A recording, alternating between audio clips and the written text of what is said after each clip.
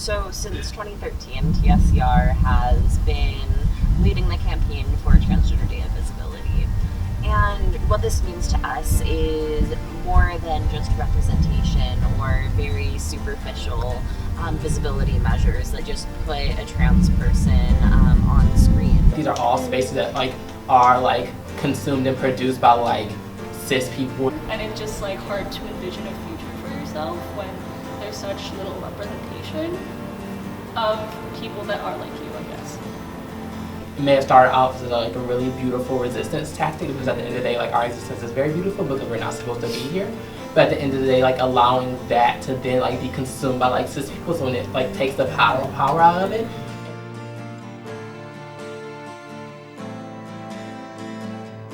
Statistics have shown that that with more visibility in media and legislation actually comes more violence towards not just trans people but all marginalized communities.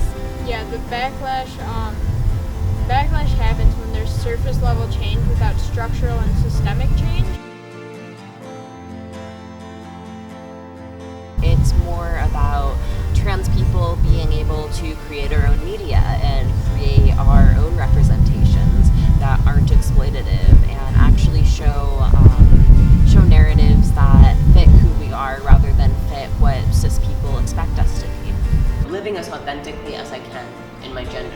And that doesn't mean just taking the hormones or doing the surgery and looking as feminine as possible. It also means getting the world to accept us. Getting the world to accept me as a woman, getting the world to accept trans people that, what gender do they identify as, this is who they are. People are who they say they are, and people don't get to decide what your body is and isn't. My own transness is rejection of the way the gender binary has policed me. Of trans individuals, a lot of it has to do with self-care and kind of building those coping skills. Then you have to come up with different ways in order to navigate and survive. In order to prevent the backlash, you need to go deeper than we are going physically. Trying to do whatever activism I can so I can improve the trans community in my city. Simply placing a marginalized community within a system of oppression isn't going to solve the system of oppression. We need to change the entire system. How do we, reimagine a better world while also living in the one we're living in right now? Understanding people's personal experiences, looking at activism from a very people-centered standpoint, and really recognizing experiences they've gone through and what, through that experience, what skill set that they can bring to activism and how we can use that collectively to change the systems that we're trying to fight against.